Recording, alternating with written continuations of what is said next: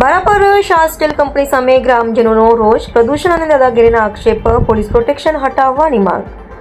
ગાંધીધામ તાલુકાના બારાપર વિસ્તારમાં આવેલી શાહ સ્ટીલ કંપની સામે આસપાસના ગ્રામજનોમાં ભારે રોષ જોવા મળી રહ્યો છે. સ્થાનિક લોકોના જણાવ્યા અનુસાર કંપની દ્વારા લાંબા સમયથી ભારે પ્રદૂષણ ફેલાવવામાં આવી રહ્યું છે, જેના કારણે બારાપર, કિડાના અને ગાંધીધામ આસપાસના વિસ્તારોના લોકો મુશ્કેલીનો સામનો કરી રહ્યા છે. આ મુદ્દે સંત શ્રી હાજલદાદા સેવકગણ સહિત અનેક ગ્રામજનોએ સંબંધિત વિભાગો અને અધિકારીઓને લેખિત રજૂઆતો કરી છે.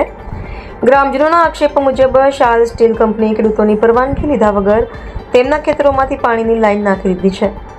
સ્થાનિકોના જણાવ્યા અનુસાર જ્યારે કેટલાક ખેડૂતોએ તેનો વિરોધ કર્યો ત્યારે તેમને ખોટા કેસમાં ફસાવવાની અને પોલીસ કાર્યવાહી કરવાની ધમકીઓ આપવામાં આવી રહી છે. આ ઉપરાંત તાજેતરમાં કંપનીને પોલીસ પ્રોટેક્શન આપવામાં આવ્યું હોવાના કારણે લોકોમાં વધુ રોષ ફાટી નીકળ્યો છે.